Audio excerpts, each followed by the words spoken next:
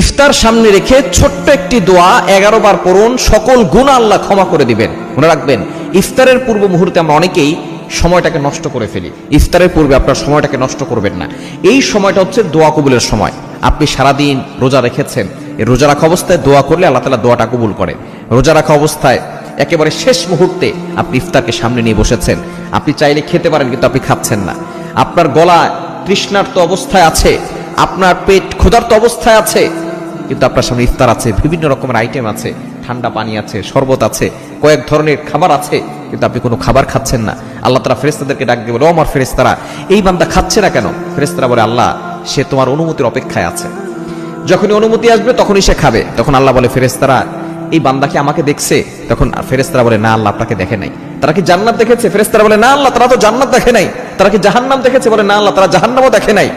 তখন আল্লাহ পাক রব্বুল আলামিন ফেরেশতাদেরকে ডাক দিয়ে বলে, ও আমার ফেরেশতারা, যে সকল বান্দারা আমি আল্লাহকে খুশি করার জন্য তারা না খেয়ে আছে, ক্ষুধার্ত পেট নিয়ে খাবার সামনে নিয়ে বসে আছে, এই ব্যক্তি এখন যেই দোয়া করবে আমি আল্লাহ তাআলা সেই দোয়াটাই কবুল করে নিব। এজন্য এই সময় তার দোয়া কবুলের সময়। অনেক মা বোনরা আছেন, এই সময় আপনি ইফতার বানানো নিয়ে ব্যস্ত থাকেন, পেঁয়াজ ও আলুর চপ শরবত বানানো নিয়ে ব্যস্ত থাকেন, প্রতিদিন আপনার ব্যস্ততার সময় কাটছে, আপনি দোয়া কবুলের সময় দোয়া করতে পারছেন না।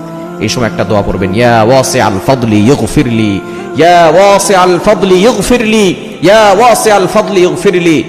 হে অসীম ক্ষমতাবান আল্লাহ পাক রব্বুল আলামিনকে আপনি ডাক দিচ্ছেন, ইগফিরলি, আল্লাহ আমাকে ক্ষমা করে দেন, আমি গুনাহগার, আল্লাহ আমাকে ক্ষমা করে দেন।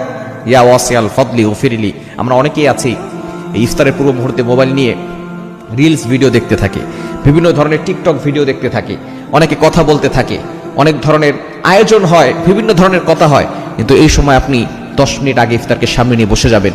আপনি তারপর আল্লাহর কাছে বলবেন, আপনার দুঃখের কথা বলবেন, কষ্টের কথা বলবেন, আল্লাহকে বারবার বলবেন, ইয়া ওয়াসিআল ফাদলি ইগফিরলি, আল্লাহ আমাকে ক্ষমা করে দাও, আল্লাহ আমাকে ক্ষমা করে দাও। না, যে ব্যক্তি রমজান পেল আর নিজের গুনাহ ক্ষমা করতে পারলো না, তার মতো হতভাগার কপাল পোড়া কেউ হতে পারে না। এজন্য আসুন আমরা ইফতারের পূর্বে এই ছোট্ট দোয়াটা বেশি বেশি পড়বো, সর্বনিম্ন 11 বার পরে আল্লাহর কাছে দোয়া করবো, ইয়া ওয়াসিআল ফাদলি ইগফিরলি। পড়া যাবে তো ইনশাআল্লাহ। আল্লাহ তাআলা সকলকে আমল করার তৌফিক দান করে।